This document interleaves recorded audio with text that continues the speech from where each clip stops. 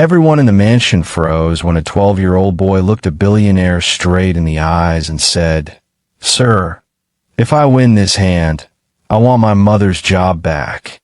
The laughter stopped. Poker chips rattled in silence.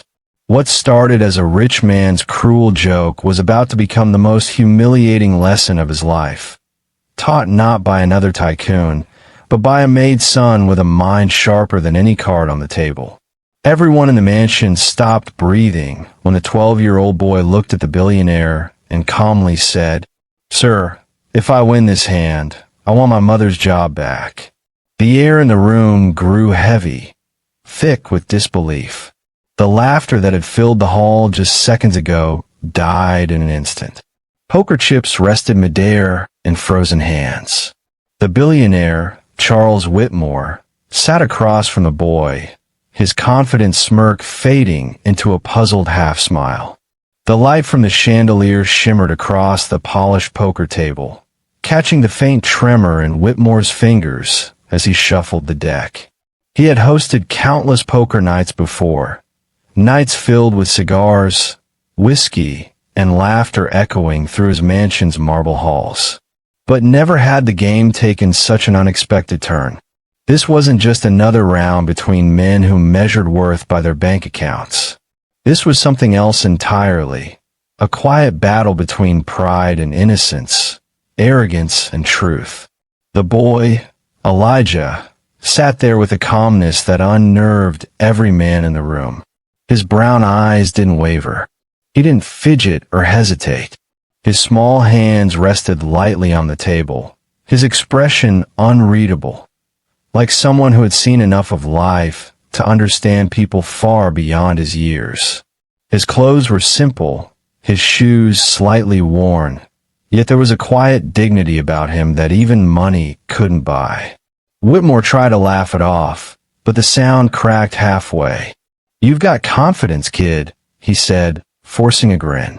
"But do you even understand what you're getting into?" Elijah didn't answer. He simply met the man's gaze, and for a brief second, something shifted in the billionaire's chest. A strange discomfort, the kind he wasn't used to feeling. He was the kind of man who made others uncomfortable, not the other way around. But now, looking at the boy, he felt watched, judged even. The men around the table exchanged looks, half amused, half intrigued. None of them spoke. They had seen Whitmore humiliate employees for smaller things. Late reports, misplaced files, a spilled drink. Yet this time, no one dared to mock the boy. There was something different about him, something quietly powerful. The billionaire leaned forward, his voice dropping to a whisper. "And what if you lose?" Elijah's lips curved into the faintest smile. "Then I'll apologize, and thank you for the lesson." The billionaire blinked, unsure whether to feel insulted or impressed. That confidence, the calm certainty in the boy's tone, wasn't arrogance. It was something more mature, more composed than anything he had seen in grown men. Around them, the tension thickened. The servants by the door stood frozen. Mary Ann, the boy's mother, stood a few feet away, hands trembling as she clutched her apron. She had seen Whitmore angry before, but never like this, never so unsettled. Her heart raced as she whispered, "Elijah, please." But her son didn't even turn. His eyes stayed locked on the billionaire's, like he had stepped into this moment fully aware of what it meant. It wasn't just a game of cards anymore. It was about respect, about proving that dignity could exist even in the poorest corners of the mansion. Whitmore exhaled and finally placed the deck on the table. The sound of the cards slapping the wood echoed like a challenge. "All right then," he said quietly. "Let's play." No one moved. The guests leaned in, the sound of rain outside mixing with the faint hum of the chandelier. Elijah's mother closed her eyes for a moment, praying under her breath. The billionaire began dealing cards, his practiced hands swift and confident. But his mind wasn't steady. His thoughts kept circling back to the boy's calm, fearless words. He didn't know why, but something deep inside told him that this ridiculous little game he had started as a joke, wasn't going to end the way he expected. He had money, power, and years of experience. Yet, across the table sat a 12-year-old who carried no fear, no greed, no hesitation, just quiet determination. As the final card fell onto the table, Whitmore caught a glimpse of the boy's expression, a faint smile, unreadable and strange. It wasn't the smile of a child enjoying a game. It was the look of someone who knew exactly what he was doing. The billionaire's fingers twitched. The once friendly laughter around him now felt distant, almost mocking. For the first time in a very long time, he realized he wasn't in control. What began as a joke, a moment of arrogance, had turned into something far greater. Something that would soon make every man in that room question what true intelligence, respect, and strength really meant. The billionaire leaned back in his chair, exhaling through clenched teeth. Across the table, Elijah sat quietly, waiting, patient and fearless. The cards lay untouched between them, glowing under the golden light, symbols of a battle that was no longer about poker, but about pride, justice, and the unexpected power of a young boy's mind. And as the seconds ticked by, the only sound that remained in the grand hall was the soft, rhythmic tapping of poker chips in the billionaire's trembling hands. Marianne worked as a maid for billionaire Charles Whitmore, a man whose name carried weight in every corner of New York's business world. His face often appeared on magazine covers, his smile polished, his suits tailored to perfection, and his reputation intimidating. Behind the marble walls of his mansion, Whitmore ran his household the way he ran his empire, with strict rules, sharp orders, and no room for mistakes. Marian had been working there for almost 3 years. Every morning before sunrise, she tied her hair into a neat bun, slipped in her faded uniform, and took the long subway ride to the Whitmore estate. It wasn't just a job to her, it was survival. Her husband had passed away when Elijah was only 4, leaving behind nothing but unpaid bills and a son she adored more than life itself. Since then, Marianne had worked tirelessly, cleaning houses by day and sewing clothes at night, just to keep their small apartment warm and her boy in school. Her co-workers of the mansion often whispered about Whitmore, how he never said, "Thank you," how he measured respect by wealth, and how no one dared to look him in the eye unless spoken to. But Marianne wasn't one to complain.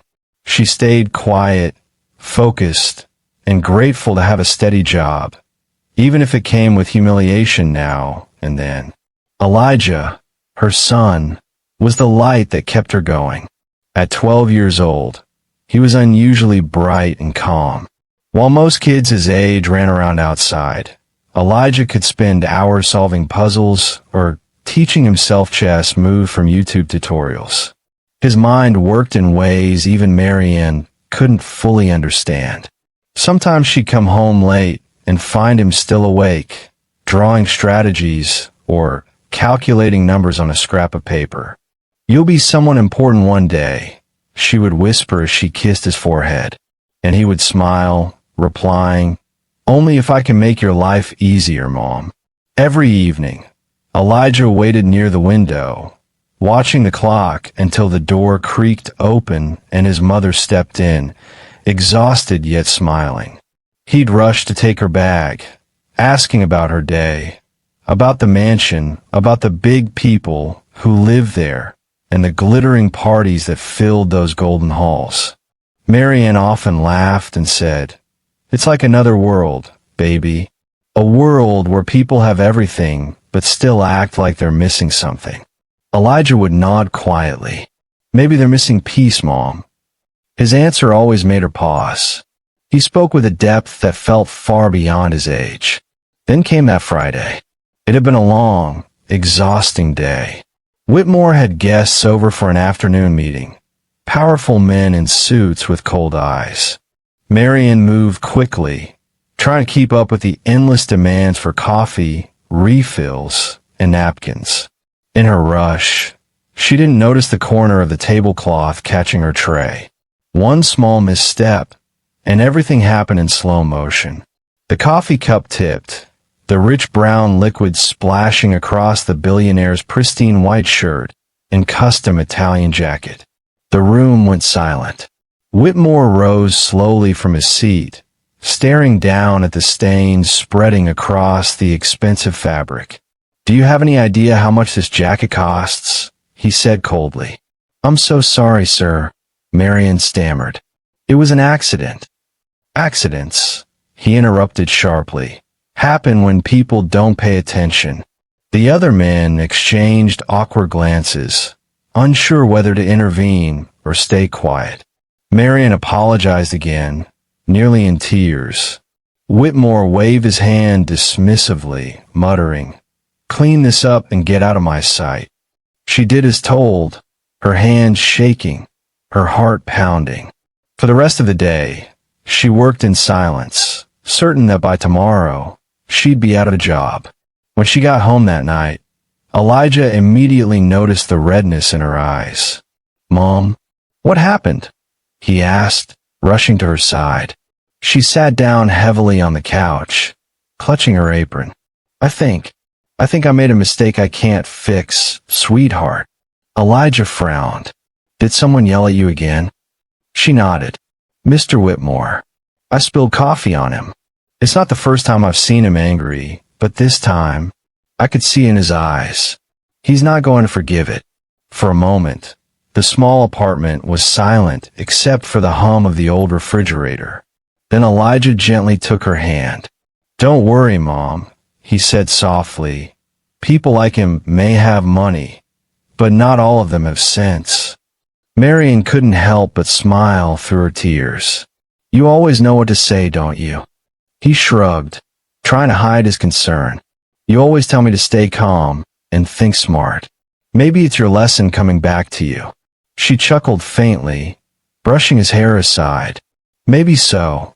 As they sat together that night, neither of them could imagine how those simple words, spoken in comfort, would soon unfold into a moment that would change both their lives forever. Because somewhere in that grand mansion, Charles Whitmore still fumed over his stained jacket and the humiliation he felt. And that anger would soon lead to a cruel idea, one that would bring Elijah face to face with him in a game where intelligence, not money, would decide the winner. The next evening, the Whitmore mansion glowed like a palace.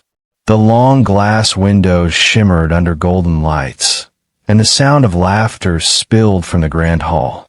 It was Friday, poker night, the night when the richest men in the city gathered to drink, brag, and bet fortunes over cards. The air was thick with cigar smoke and arrogance. The smell of whiskey mingled with the faint scent of expensive cologne. Charles Whitmore sat at the head of the long oak table, sleeves rolled up, diamond cufflinks gleaming under the chandelier. Around him sat his usual circle, wealthy investors, corporate lawyers, and real estate tycoons, each one eager to prove who was smarter, richer, and luckier. Stacks of chips covered the table like colorful little towers of ego. A single hand was worth more than what Marianne could earn in an entire year of scrubbing floors. In the corner of the room, Marianne stood quietly with a tray of drinks. She kept her head low, her uniform freshly ironed, her steps measured and careful. Every Friday was the same: serve, smile, disappear. She hated being there, hated the way they looked right through her, like she didn't exist. But she needed this job more than she needed her pride. "Marianne," Whitmore called sharply. "Another round for the table. Top shelf only. Don't mix them up like last time." "Yes, sir," she replied softly, her voice barely audible over the men's laughter. She poured and arranged the glasses on a silver tray, her hands trembling just slightly. As she approached the table, One of Whitmore's guests, a heavy man with a red face, leaned back without looking, stretching his legs. His polished shoe caught the edge of her path. It happened too fast. Her foot clipped his shoe. The tray wobbled. In a desperate attempt to steady it, she lost balance. The drinks, amber and clear, flew into the air and came crashing down across the green felt table. Cards scattered. Whiskey soaked into the chips. A glass rolled and shattered on a marble floor. For a split second, the room went completely still. Then, Whitmore slammed his hand down. "Marianne, you just ruined a $50,000 hand. What's wrong with you?" The guests froze, watching. Some looked awkwardly at their glasses. Others hid smirks. None dared to intervene. I'm so sorry, sir," Marian stuttered, her face pale. "It was an accident." Whitmore's jaw tightened. "An accident?" He stood up, his voice growing louder. "Do you have any idea how much these cards are worth? How much time you just wasted? I can clean it, sir, Enough, he barked. "You've been here long enough to know better." Tears welled in her eyes as she bent down to pick up the glass shards, whispering apologies. Her hands trembled so badly she almost dropped another piece. And then, from the doorway, came a small voice. Calm, clear, steady. "Sir, it wasn't her fault." The entire table turned. Standing at the door was Elijah, his worn backpack slung over one shoulder, his shoes still dusty from the long walk. He had come to walk his mother home, but what he saw instead froze him in place. His mother on the floor, being scolded for something that wasn't even her fault. Whitmore narrowed his eyes. "And who might you be?" Marian turned, her heart skipping. "Elijah." "No, sweetheart, go wait outside." But Whitmore interrupted, his lips curling into a cruel grin. "Oh, so this is your boy. The one you're always talking about." The men around the table chuckled. "He's a brave one, Charles," one of them said mockingly. Whitmore leaned back in his chair, eyeing the child with amusement. "Tell you what," he said, tapping the deck of cards on the table. "Let's see if the boy's as smart as his mother claims." Marianne froze. "Sir, please, he's just a child." But Whitmore ignored her. He tossed the deck toward Elijah, the cards fanning out across the table. "Come on, kid. Ever play poker?" Elijah's eyes darted from the cards to his mother. "Not with real cards, sir," he said quietly. Whitmore's friends burst out laughing. "Oh, this should be good," one said. "Let's see what the little genius can do." Elijah hesitated. His mother's face was filled with fear not of losing, but of how cruelly this could turn against them both. "Don't, Elijah," she whispered. "Just wait outside, please." But something inside the boy had already shifted. He saw the humiliation in her eyes, the helplessness of a woman who had spent her life working hard, only to be mocked by the very people she served. He wasn't going to walk away. He stepped forward, placing his backpack by the door. "I'll play," he said softly. Whitmore smirked, sitting back down. "Well then," he said, shuffling the deck with practiced ease, "let's make this interesting."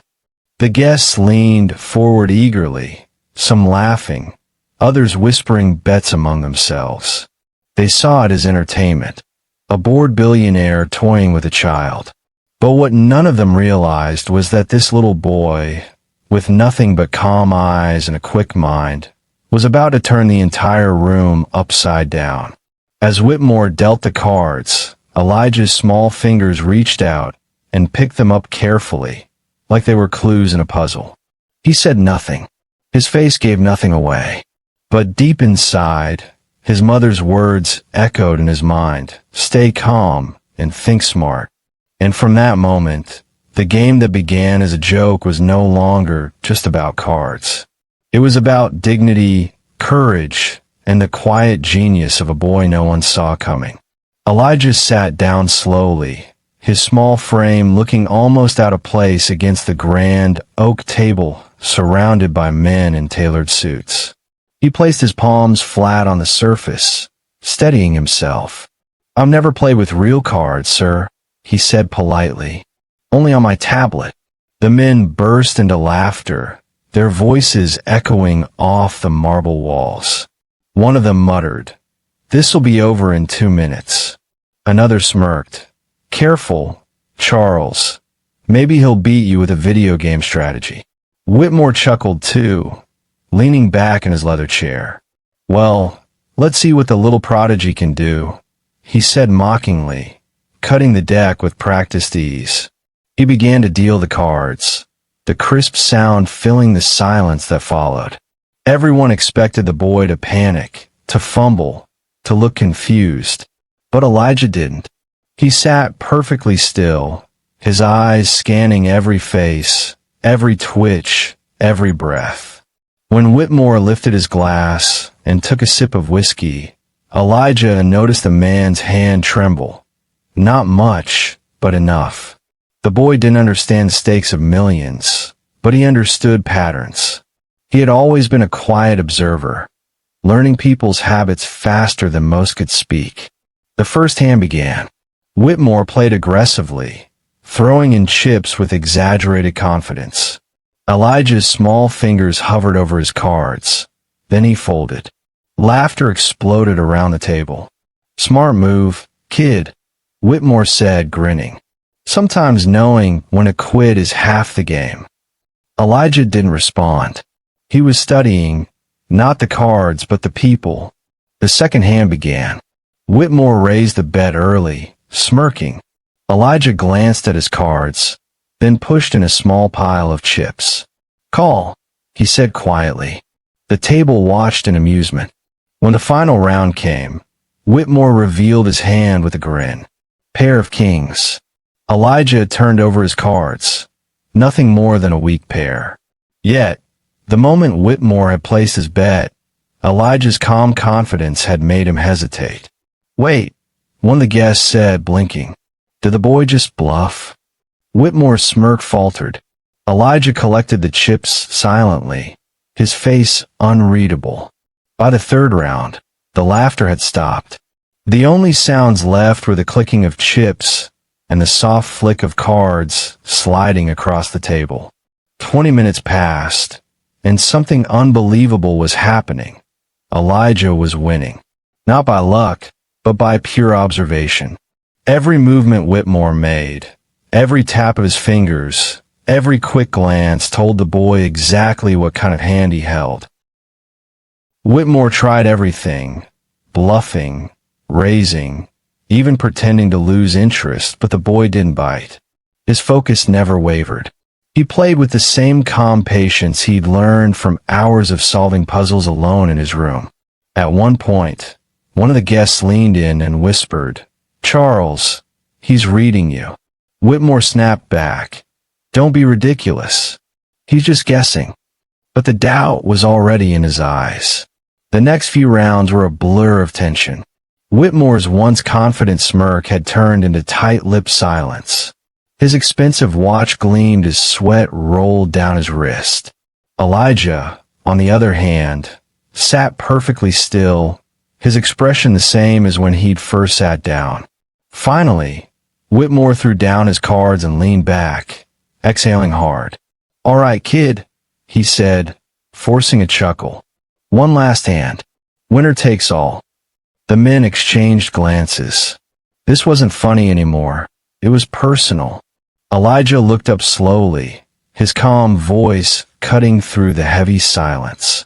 "If I win, sir, my mother keeps her job." The room froze. Marion gasped softly from the doorway. "Elijah, no." Whitmore's lips curved into a sly grin. "And if you lose?" Elijah smiled faintly. "Then I'll apologize for winning too soon." For the first time that night, even the guests didn't laugh. There was something about the way he said it, quiet but certain, like he already knew how the story would end. Whitmore nodded, his pride burning hotter than his whiskey. "Deal." He shuffled the cards, his fingers moving fast but clumsy now, his anger blinding him. He dealt the final hand. The billionaire looked at his cards. A full house. Strong. He almost smirked again, relief flickering in his chest. "You're done, kid," he muttered under his breath. Elijah looked at his own cards, then at Whitmore.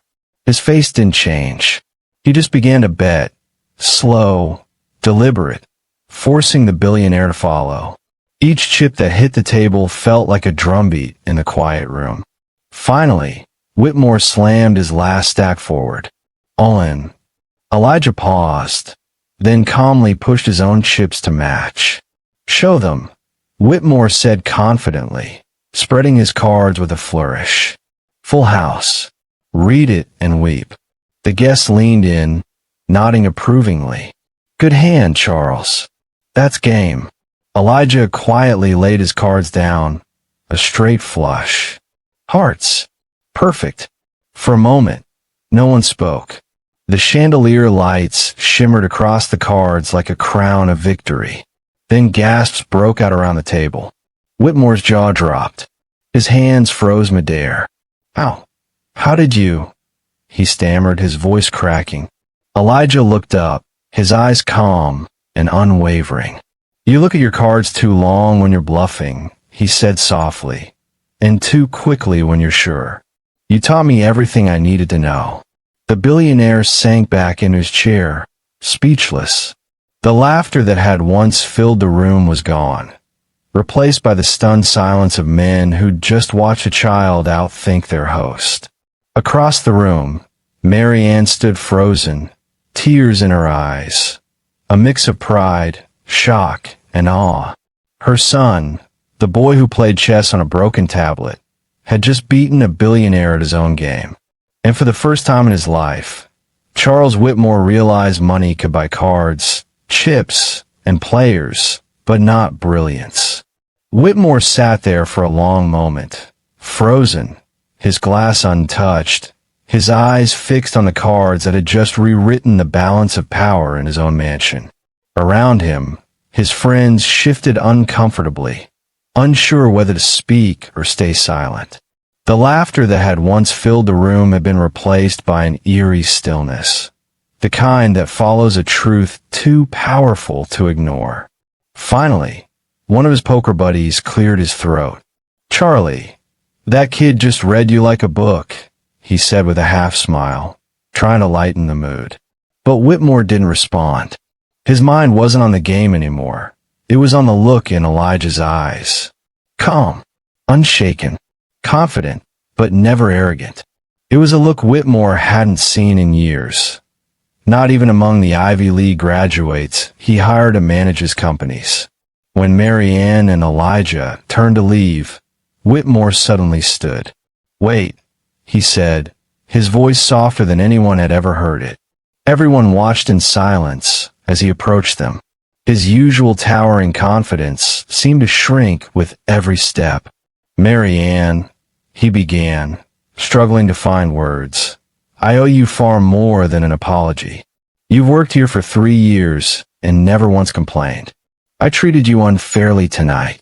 You're not fired.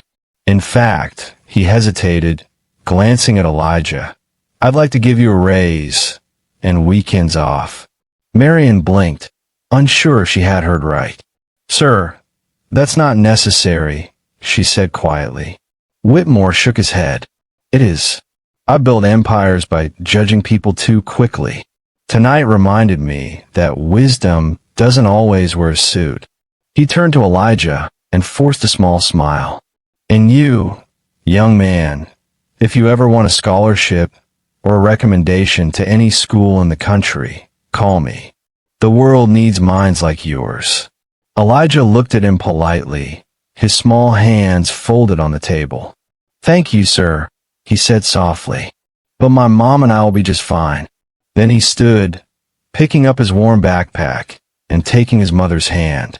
Together, they walked toward the grand doors, their footsteps echoing against marble floors that had once made Mary Ann feel so small. As the door closed behind them, the silence in the mansion deepened. One of the guests exhaled and muttered, "Guess money can't buy everything." Whitmore said nothing. He returned to his seat, staring at the poker table, the same table that had always made him feel powerful, untouchable. But now it looked different. The chips that once represented dominance now looked like toys. The cards that once thrilled him now felt meaningless. He picked up the straight flush Elijah had played and studied it under the chandelier's glow. Every number, every symbol, they mocked him gently, whispering a truth he couldn't escape. He had been outplayed not by a rival billionaire, but by a child who had nothing but intelligence, courage, and love for his mother. Hours later, after his friends had left, Whitmore found himself alone in the mansion. The laughter, the music, the arrogance, all gone. The ticking of the antique clock echoed through the halls. He poured himself a glass of whiskey, but didn't drink it. Instead, he sat in silence, replaying the night over and over again. He remembered how Elijah had watched every movement, not for greed, but with focus and purpose. How the boy had stood up for his mother without fear. How he'd shown grace even in victory. For the first time in years, Charles Whitmore felt something he couldn't buy: respect. The next morning, when the staff arrived, they found him sitting in the study, the poker table still untouched from the night before. On it lay a note written in Whitmore's neat handwriting. It read, "True wealth is measured not by what we own, but by what we learn." A week later, Mary Ann received an envelope at her small apartment. Inside was a handwritten letter and a check. The letter said, "For Elijah's education, from someone who learned from him." Mary Ann smiled through tears. She didn't tell her son right away. She just watched him studying by the window, solving another puzzle on his old tablet. He didn't need the money to prove his worth, but knowing that he had changed a man's heart, that was worth more than any jackpot. And miles away, in his grand empty mansion, Charles Whitmore looked out across the city skyline. For once, not thinking about profit or power, but about a 12-year-old boy who had reminded him of something he'd long forgotten. That humility and intelligence aren't found in bank accounts. They're found in hearts brave enough to stay kind in a world that often isn't. That night, Whitmore pushed the poker chips aside for good. The game that once defined him now meant nothing. Because the truest hand he'd ever lost wasn't in cards. It was in pride. And strangely enough, losing it made him feel free. Sometimes, the smartest person in the room isn't the one wearing the suit, but the one who's been overlooked all along. If you found this story inspiring, make sure to like, subscribe, and hit the bell icon so you never miss another powerful video. Thanks for watching.